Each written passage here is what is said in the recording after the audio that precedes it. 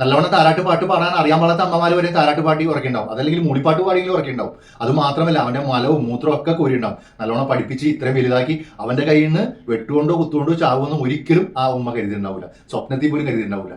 അപ്പൊ പറഞ്ഞു വരുന്ന പറഞ്ഞില്ല, എല്ലാ അമ്മമാരോടും ഉമ്മമാരോടും ഈ പറഞ്ഞ മമ്മിമാരോടൊക്കെ പറയാനുള്ളത്, ഇപ്പൊ കഴിഞ്ഞ ദിവസമാണ് ആ കച്ചവടക്കാരൻ വെളിപ്പെടുത്തിയത്. കേരളത്തിൽ ഒരുപാട് പേര് മയക്കുമരുന്ന് ഉപയോഗിക്കുന്നുണ്ട്, അച്ഛൻ ഉപയോഗിക്കുന്നുണ്ട്, മക്കൾ ഉപയോഗിക്കുന്നുണ്ട്, സഹോദരങ്ങൾ തമ്മിൽ ഒരുമിച്ച് വന്ന് വാങ്ങിയിട്ടുണ്ടെന്നൊക്കെ പറയണത്. അപ്പൊ അയാൾ തന്നെ പറയുന്നുണ്ട് വളരെ അപൂർവം പേര് മാത്രമേ ഇതിന് രക്ഷപ്പെട്ട് പോന്നിട്ടുള്ളൂ, രക്ഷപ്പെട്ട് പോരാൻ ചാൻസ് കുറവാന്നാണ് പറയുന്നത്.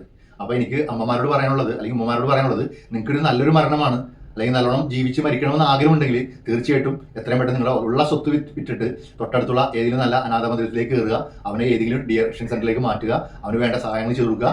ഇങ്ങനെ റിക്കവറി ആയി വന്നാൽ ആ ഒരു സ്വത്ത് അവന്റെ പേര് ഏതെങ്കിലും നല്ലൊരു ഫണ്ട് മാറ്റിവെക്കുക. അത്രേ പറയാനുള്ളൂ, അവന് വേണ്ടി അത്രേ ചെയ്യാനുള്ളൂ.